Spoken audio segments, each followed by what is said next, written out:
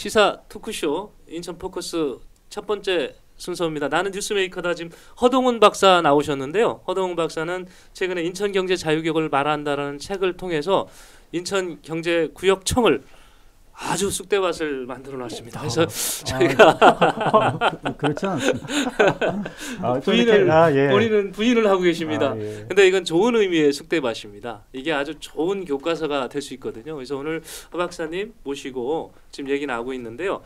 저희가 어디까지 얘기했냐면 정대유 차장이 문제를 제기했던 1조 원대의 특혜를 그 기업들한테 개발회사들한테 줬다는 부분인데 이 부분에 대해서 사실인지 아닌지 그걸 우리 허 박사님이 설명을 해주시겠습니다. 저는 좀 오해가 있었다라고 이제 생각을 합니다. 네. 왜냐하면 최초의 계약을 잘못했습니다. 그걸 만약 땅으로 팔았다면 그냥 시세대로 팔았다면 평당 800만 원에서 한 평당 1200 그 정도로 받을 수 있는 땅을 240만 원에 팔기로 2006년 7년에 금무렵에 계약을 했어요. 근데 실제 조성원가는 지금 보니까 한 300만 원 가까이 됩니다. 299만 원. 그러니까 조성원가 이하로 69만 평의 땅을 판 거죠. 팔기로 계약을 한 거죠. 물론 이제 조건은 이제 151층을 짓는다는 건데 151층을 못 지으니까 인천시에서는 재협상을 해서 10만 3천 평만 그 컨소시엄에 팔고 나머지는 환수한 겁니다. 근데 10만 3천 평을 팔 때 시세보다 너무 싸게 팔았다. 라는 문제를 이제 제기를 하신 건데 정 차장님이 그게 1조라는 건가요? 그게 그 손해 금액이? 그건 숫자를 계산을 해봐야 되겠죠. 이건 정대유 차장이 주장했던 얘기입니다. 전체적인 개발의 이익의 어떤 돈 포함된 게 아니라 평당 1,000만 원짜리 땅은 뭐 300만 원에 팔았으니 이런 식으로 그러면 대충 한 7천억 정도 나오나요? 그 정도 계산이 되는데, 근데 이 논의에서 관가되는 부분은 뭐냐면 판 땅이 69만 평인데 팔기로 한 땅이 10만 3천 평만 팔고 나머지 땅을 환수를 했잖아요. 환수에 그냥 이걸 원가 290만 원짜리 땅을 240만 원에 팔 뻔을 한 걸 50여만 평을 환수를 해서 인천시 핏값인데 많이 썼어요. 또 지금 남아 있고 그러니까 그 작은 양보를 하고 그쪽으로부터 인천시 입장에서는 작은 양보를 하고 큰 이익을 가져온 겁니다. 그래서 저는 이렇게 비유를 하는데 최초에 너무 큰 떡을 줬어요. 그 사업자에게. 사업자가 떡이 너무 커서 한꺼번에 삼키지를 못하는 거예요. 그래서 조금만 띄워주고 나머지를 가져왔으니까 인천시는 사실 수조 원의 이익을 본 겁니다. 뒤집어 말하면 더 큰 손해를 볼 수 있는데 그 손해를 최대한 막았다. 싸게 막은 거죠. 당초 계약이 잘못된 거죠. 그렇죠. 당초 계획은 잘못된 거죠. 그때는 이런 판단을 못하고 그냥 빨리 개발해달라는 욕심에 그냥 준 건가요? 내준 건가요? 그렇죠. 그 당시 시장님은 좀 모뉴멘트라고 그러죠. 기념비적인 건물 그런 데에 대한 뭐 애착이 좀 강하셨어요. 그래서 꼭 송도지구 아니라도 지금에도 구송도지역 거기에 이제 대우건설을 통해서 뭐 100층짜리 건물도 짓고 싶어 했고. 그게 몇 년도인가요? 그건 2000년대 이제 초저. 지금 최기선 시장 되시나요? 어떻게 됩니까? 2004년 이제 그 정도 될 겁니다. 그때 거기 이제 대우를 통해서 그 송도 유원지 이제 그 주변 지역 그 지역에 100층짜리 건물을 이제 짓고 싶어 하다가 잘 안 됐습니다. 말만 있고 실현은 되지 않았고 그런 애착이 남아 있었기 때문에 680구에 그런 이제 초대형 기념비적인 건물을 짓고 싶었던 욕심에 그렇게 이제 헐값으로 이제 매각을 했죠. 제가 잠깐만요. 근데 이게 이제 극단적인 가정인데 만약에 그 151층짜리 동부가 센터를 이렇게 하겠다고 했던 사업자가 만약에 이제 땅을 파고 액션을 들어가서 기반 공사를 하고 이런 식으로 진도가 조금이라도 나갔다고 하면 사실 그 계약은 이행될 수밖에 없는 가능성이 있었던 거죠, 사실은. 근데 이제 그렇게 진척도 안 나고 하니까 그게 왜 공사가 안 하냐 하면서 이제 회수하겠다 이런 액션이 들어간 것 같은데 만약 이거는 지금 보면 그 상황 판단으로 우리가 더 극단적인 손해는 막았다고 생각을 하지만 만약에 사업자가 사업을 했다면 수십조의 인천시의 자산이 수십조까지는 아니고 뭐 그렇죠. 한 5조, 6조 그렇죠. 어느 정도.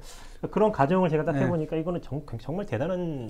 근데 저는 또 이런 거를 덤으로 또 생각을 해봤습니다. 그 해외 투자 대상자 상대자가 뻔히 알아요. 이렇게 양보를 하면 3, 4조 원이 날아가는 거예요. 그렇죠. 사업자 입장에서는. 네, 사업자 입장에서는. 근데 바보가 아니잖아요, 미국 애들이. 그렇죠. 그걸 미쳤다고 양보하냐고요. 근데 양보를 했단 말이에요. 왜 그랬을까요? 네, 그것 때문에 이제 사람들이 이제 오해를 하는데 그 친구들에게 이제 물어보면 151층 공사에서 얻는 손실은 부풀리고 나머지 지역에서 얻는 이익은 또 축소를 해요. 그래서 이제 앓는 소리를 합니다. 실제로 어느 정도 적자를 보고 151층에서 나머지 지역은 어느 정도 이익을 보는지 솔직하게 이야기를 안 해주잖아요. 그래서 제가 지인을 통해서 뭐 인천시나 뭐 인천발전연구원 직원이 물어보면 솔직히 대답 안 해주니까 그쪽을 물어봤어요.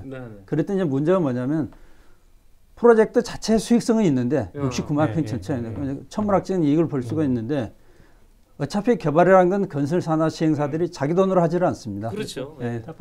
PF를 하든지 해서 금융기관으로부터 차입에 의존해서 이제 개발을 하게 되는데 이게 덩치가 너무 큰 거예요. 그리고 69만 평이라는 걸 개발한 사업은 뭐 2, 3년 만에 끝낼 수 있는 게 아니잖아요. 지금 뭐 계일사 프로젝트만 해도 15년째 개발이 하고 있는데 아직 못 끝난 상태니까. 그러니까 그 은행 입장에서는 설사 큰 소시험을 대주도 않은 구성에서 지원을 한다 하더라도 천문학적인 자금을 지원해서 아주 장기간에 걸치는데 그 사이에 뭐 금융위기가 한 번 더 안 일어나는 보장도 없고 또 정치적 변수도 있고 불확실성이 큽니다. 그래서 리스크가 크니까 대주를 안 해주는 거예요. 대출을. 대출이 안 되니까.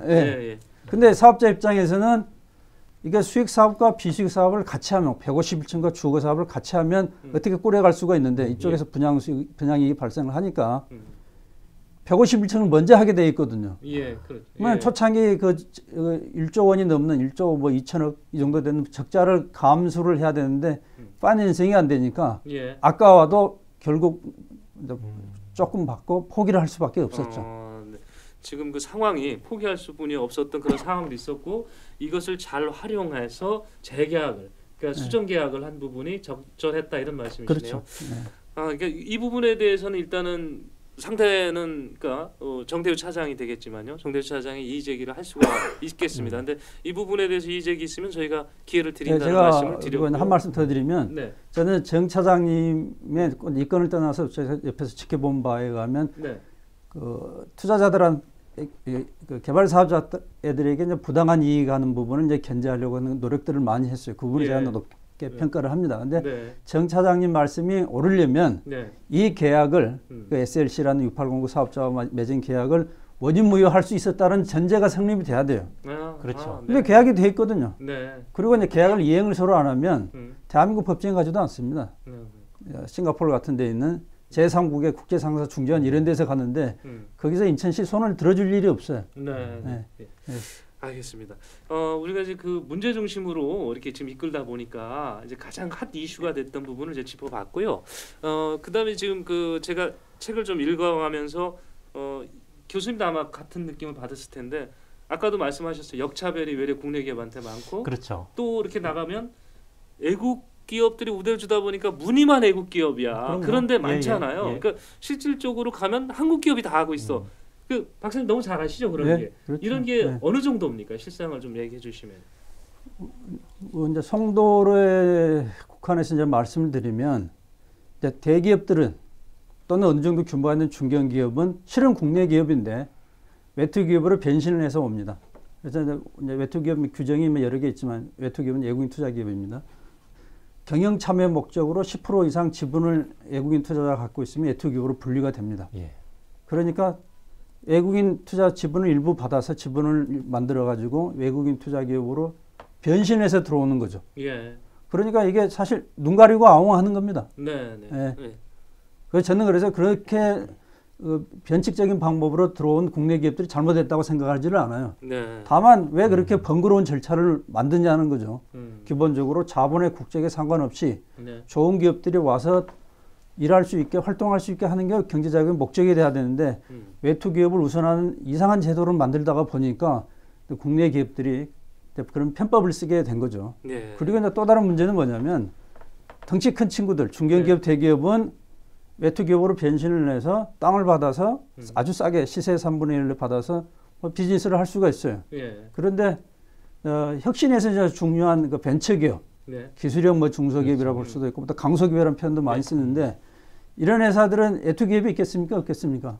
누가 벤처기업에 무슨 예. 외투 기업이 그렇죠. 있습니까? 처음에 들어오지부터 못하는 네. 그 친구들은 진입 장벽이 있는 거죠. 오고 싶어도 외국 투자로 변신을 못하고 예. 그것도 설사 진입을 허용한다 하더라도 그 땅이 한 뭐 50평 필요한데 사무실 면적이 50평짜리 건물을 짓기 위해서 그 땅 뭐 50평을 분양을 받을 수는 없잖아요. 그렇죠. 예.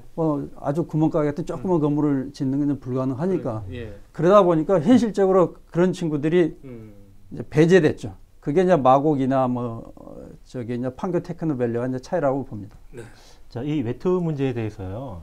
실질적으로 그 외국인 투자 조건을 걸었기 때문에 그런 식으로 약간의 뭐 편법성을 해서 들어와서 국내 기업이 들어왔는데 무슨 문제가 발생을 하냐면 실제로 그러면서 이제 국내 기업이 정상적으로 이 활동을 못하면서 그만큼 이렇게 진척도도 느리게 됐고, 근데 본질적인 문제는 외국인 투자에 대한 매력이 사실은 없었는데 그걸 억지로 하려고 하는 그런 무리수를 둔 거 아니냐라는 그 문제가 하나 있고, 그럼 과연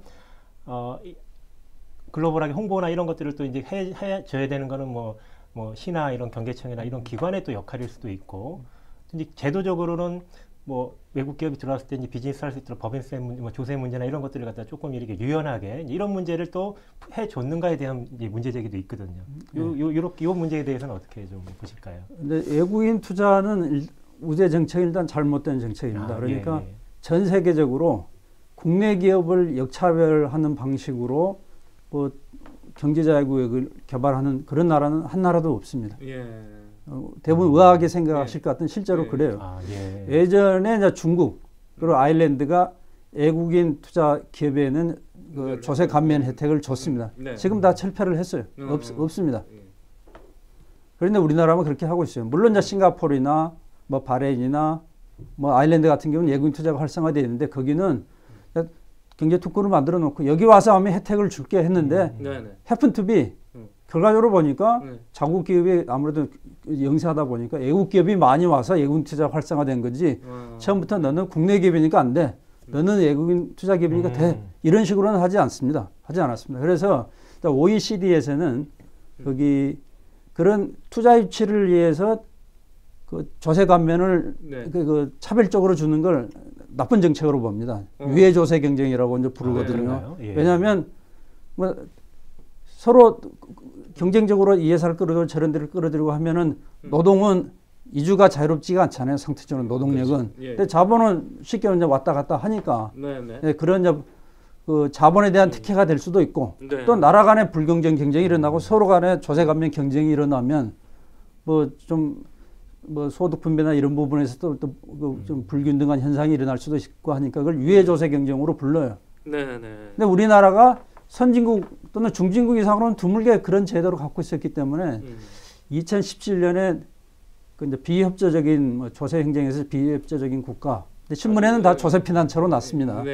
우리나라가 명단에 올랐어요. 창피한 일이죠. 같이 명단에 오른 나라들은 다 뭐 바베이도스 이런 조그만 섬 나라들 그야말로 조세 피난처입니다. 근데 우리나라는 그런 나라도 아닌데 우리나라는 이제 시정 약속을 하고 그 블랙리스트에서 빠져서 그레이리스트, 회색 리스트. 문제는 있지만 고치겠다는 나라로 들어가. 우리가 인센티브를 준다라는 이 개념으로 이해를 하는 사람들이 많이 있었었는데 그게 올바르지는 못한 또 결국은 그 외국 기업에 대한 그 특혜로 인해서 우리 국내 기업은 역차별을 받았고 그 역차별로 인해서 송도를 비롯한 경제구역이 제대로 개발이 못되고 이렇게 지금 돼 있는 그런 상황이고요. 그렇다면 지금 공구가 송도가 지금 11개 공구 아닙니까? 이제 번호로 그렇죠. 붙인 거는 그런 공구별로 개발 계획에 맞춰서 지금 제대로 개발은 된 겁니까? 입주 업체들을 비교해서 봤을 때는요. 개발은 비교적 순조롭게 되고 있는데 아까 먼저 말씀대로 그 업무 기능 개발이 이제 부진하고 그것만 여건의 한계가 큰 영향을 미쳤습니다. 그리고 개발 사업자가 약속을 이행하지 않은 부분도 있고. 나머지 이제 산업 부분인데 이게 시세의 3분의 1로 공급을 하다 보니까 시세의 3분의 1이라기보다는 주변 산업단지, 남동산단지 이랬는데 시세 3분의 1로 공급을 하다 보니까 그 제조업이 많이 들어왔어요. 그 지식기반 서비스업이나 R&D 기업보다는. 왜냐하면 R&D 기업, 지식기반 서비스업 이런 경우는 땅값이 뭐 비싸면 안 좋지만 땅값이 비싸면 빌딩을 지어서 대체를 할 수가 있습니다. 위로 올리면 되니까. 근데 공장은 한계가 있잖아요. 그렇죠. 옆으로 가니까. 그래서 공장이 딴 땅값에 더 민감합니다. 그러니까 시세보다 땅값을 현격하게 싸게 주니까 제조업체한테는 큰 메리트가 되죠. 그래서 제조업이 막 들어오는 바람에 어떻게 보면 역선택이 일어났습니다. 근데 그러니까 두 가지 문제가 생겼는데 하나는 약간 마이너한 겁니다만은 땅이 싸니까 법정 용적률이나 건폐율보다 훨씬 적게 공장을 써요. 그러니까 뭐 1000평 필요한데 2000평 달라 그러고 5000평 필요하면 10,000평 달라 하고 이렇게 되지 않겠습니까? 그러니까 또 다른 문제는 이제 첨단 산업이 그 고용 창출 효과가 제한적인 게 많아요. 장치 산업이 많고 또 기계 자본주의 의존을 많이 하니까 그러다 보니까 부지 면적에 비해서 회사 규모에 비해서 고용 면적이 굉장히 적은 문제가 발생을 합니다. 그래서 여기도 삼성바이오 쪽에 고용 현황도 그때 언급을 좀 하셨잖아요. 삼성바이오 같은 경우, 바이오로직스 같은 경우는 83,000평인데 거기서 한 2,100명 정도 일을 하고 있거든요. 나중에 뭐 한 3,000명 이상 일을 할 걸로 보지만 현재로는 작년 상반기 기준으로 그렇습니다. 그런데 그 판교 테크노밸리가 20만 평인데 실제 기업들에게 분양된 가처분 면적은 13만 평이에요. 삼성바이오에 한 1.5배 정도밖에 안 되지 않습니까? 근데 거기서 6, 7만 명이 일을 합니다. 6, 7만 명이요? 마곡 같은 경우는 24만 평인데 16만 5천 명이 이제 일할 계획으로 돼 있고 거기는 주로 10층짜리 빌딩들이 주로 들어가거든요. 그러니까 제가 보니까 대충 잡아보면 한 20, 30배 차이가 나요. 단위 면적당 일자리 수가. 자, 이제 인천 송도를 놓고 말씀하셨는데 가장 큰 문제가 그 단위 면적당 일하고 있는 근로자의 수가 현격하게 떨어지고 있다는 얘기고요. 그 이유는 그 공장형으로 주로 개발이 되다 보니까 장치 산업과 같은 공장형으로 개발이 되다 보니까 땅의 효율적인 활용을 못 하고 있고 그 원인의 직접적인 원인은 인천시가 땅 가격을 싸게 줬다는 거죠. 입주업체한테. 그게 원인이 되시는 거죠. 근데 이제 여기서 이제 간과하면 안 되는 부분은 오해를 한 거예요. 공무원분들이. 왜냐하면 전통적으로 우리 이제 법에도 산업단지를 조성하면 조성원가에 분양을 하게 되어 있습니다. 산업단지 조성하는데 그 폭리를 취하면 되지 않습니까? 그런데 문제가 뭐냐면 일반적으로 산업단지를 조성한 다른 곳은 조성원가하고 시세하고 별 차이가 없어요. 그러니까 조성원가에 공급을 하더라도 큰 특혜가 되지는 않습니다. 근데 송도는 사실 공정하기에는 좀 비싸고 아까운 땅이거든요. 시세가 엄청 비싼데 바다를 매립했기 때문에 조성원가는 낮은 이런 상태가 되니까 이 조성원가에 공급한다라는 게 굉장한 특혜가 되는 거죠. 다른 지역 상황과 다른데 일반적으로 기업의 투자 유치를 위해서는 우리가 적극적으로 지원을 하고 그러려면 뭐 산업용지 같은 경우는 조성원가에 싸게 공급해야 된다라는 인식을 잘못 확대 적용을 한 거죠. 우리 인천시 공무원들이 순진해서 그런 거 아니에요? 갯벌은 원래 싸다 이렇게 생각해서 계산을 하다 보니까 잘못해서 싸진 거 아닌가요? 그리고 또 이런 부분이 있습니다. 초창기 이제 이사 공구를 개발할 무렵에는 사실 이제 송도가 활성화가 덜 된 상태였기 때문에 그런 식으로 투자를 하는 게 불가피한 측면이 있었어요. 근데 509, 5709, 1109는 그렇게 할 필요가 없었죠. 제가 이제 가장 이 책에서 눈길 걸었던 거는 그렇지만 자 이렇게 여러 가지 문제가 있었지만 대안을 주셨다는 거예요. 그 대안 부분을 저희가 마무리 차원에서 한번 들어보시도록 하시죠. 좀 들어봐야 될 것 같아요. 자 이제 늦었습니다. 경제가 자유교육이 많이 개발이 되죠. 그런데도 지금 할 수 있는 대안이 있을까요? 두 가지인데요. 하나는 인천경제청 소유로 있는 공구는 11공구가 송도는 유일합니다. 11공구가 그 시흥 오이도에서 바라보는 그쪽이죠? 그쪽입니다. 그런데 이쪽은 기존의 이제 제조업 위주 컨셉을 벗어나서 좀 더 중고밀로 용적률 그리고 뭐 고도 제한 이런 걸 완화해서 중고밀로 연구 중심의 이제 혁신 클러스터로 개발했으면 하는 게 이제 제 생각입니다. 그렇게 하면 훨씬 더 많은 일자리가 발생을 하니까 그리고 훨씬 많은 일자리가 발생을 해야 외부에서 전문 인력이 송도나 송도 주변적으로 이주를 해오고 그러면 송도 개발도 원활해질 뿐더러 뭐 주변 지역 뭐 집값도 상승을 하고 뭐 이런 현상이 생깁니다. 일자리가 생기지 않는 상태로 송도를 개발하면 송도에 입주하는 사람들은 거의 대부분 구도심에서 원도심에 옮겨가는 분들이 돼요. 뭐 원도심도 피폐해지지 않겠습니까? 그렇죠. 그렇다면 일자리 중심으로 일자리를 많이 만들려면은 가능한 중고밀 개발로 지식기반 서비스업이나 R&D 중심으로 개발을 해야 된다는 게 제 생각입니다.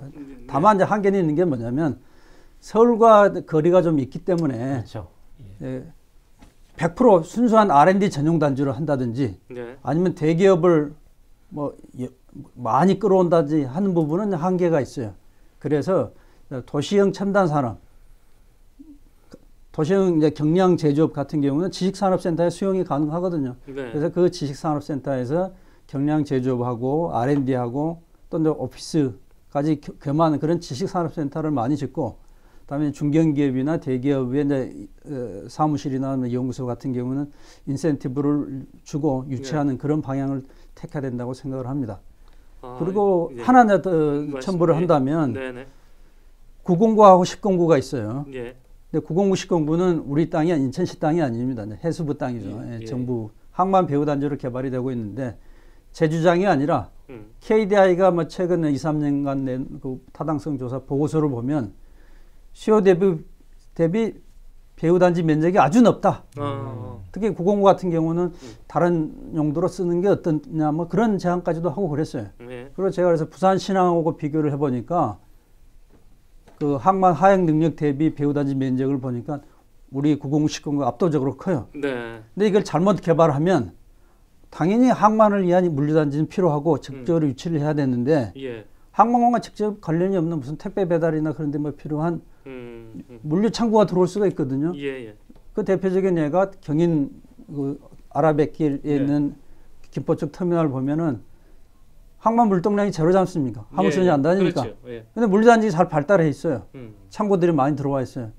그런 식으로 되면 항만 발전에 뭐 도움도 안 되고 다음에 그 교통난을 부추기고 화물차들이 또 많이 다녀서 그런 부작용이 있습니다. 그래서 그 복합 물류단지로 개발해서 첨단 제조업이나 이런 부분들을 같이 보강해서 개발하는 게 옳은 방향이 아닌가. 그 부분은 물론 해수부와 또는 정부와 협의가 필요한 부분입니다.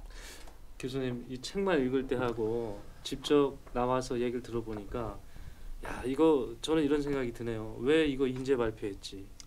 그 생각하고요. 계기가 있으셨다고 하니까 또. 또 하나는 왜 이 허동원 박사가 인천을 떠났는지 이분이 좀 있었으면 지금 1109 마지막 짜투리 딱 놓고선 이런 고민 안 하지 않았나 그런 아쉬움이 있네요. 교수님 생각은 어떠셨어요? 뭐 사실은 또 주로 이제 송도 쪽도 많이 언급을 하셨는데 또 언급하지 않은 또 뭐 영종 청라는 사실은 거의 뭐 이건 논의 자체도 안 되고 있는 또 아쉬움이 있어서 이런 것들이 이제 아까 얘기했처럼 원도심과 신도심의 균형 발전 이 문제까지도 이제 언급이 될 정도로 저는 좀 파장이 미쳤다 이렇게 생각이 들어서 좀 아쉽기는 합니다. 그죠. 이 책을 저희가 지금 그 허 박사께서 쓰신 책의 분량이 한 340페이지, 360페이지인가요? 300페이지 정도 되네요. 근데 저희가 이 짧은 시간에 다루려고 하니까 다 못해서 급하게 진행을 했습니다. 그래서 근데 꼭 한번 읽어볼 필요가 있다는 생각이 들었습니다. 저희가 이제 부족한 얘기는 우리 허 박사님 책을 통해서 한번 읽어보시고 인천 경제자유구역이 이렇게 왔구나, 또 이런 문제가 있었구나, 또 이런 문제를 위해서 또 우리가 어떤 의지와 어떤 뜻을 갖고 대응을 또 시민의식을 가져야 되겠구나 이런 생각이 이 책을 통해서 이렇게 다 필요하다면 나중에 뭐 경제자유구역청에 있는 분들과의 어떤 뭐 이런 대담회 같은 경우도 한번 가져보면 좋지 않을까. 허 박사님만 동의하신다면요, 좋을 것 같습니다. 방향을 또 설정하기 위해서. 우리 저희가 구청장들 그 지금 순서를 미루고 이렇게 급하게 모셨는데 참 보람 있었죠. 좋았습니다. 허 박사님 고맙고요. 우리 인천 경제자유구역을 다음 쓸 때는 쓸 게 없을 정도로 잘 마무리가 됐으면 합니다. 그리고 교수님도 이제 인천시 하나 뭐 깬다고요? 아니요, 뭐 괜찮습니다. 한번 이번 기회에 한번 같이 쓰시죠. 좋습니다. 뭐 도움되는 하셨습니다. 기대 한번 하겠습니다. 알겠습니다. 자, 오늘 아주 고맙습니다.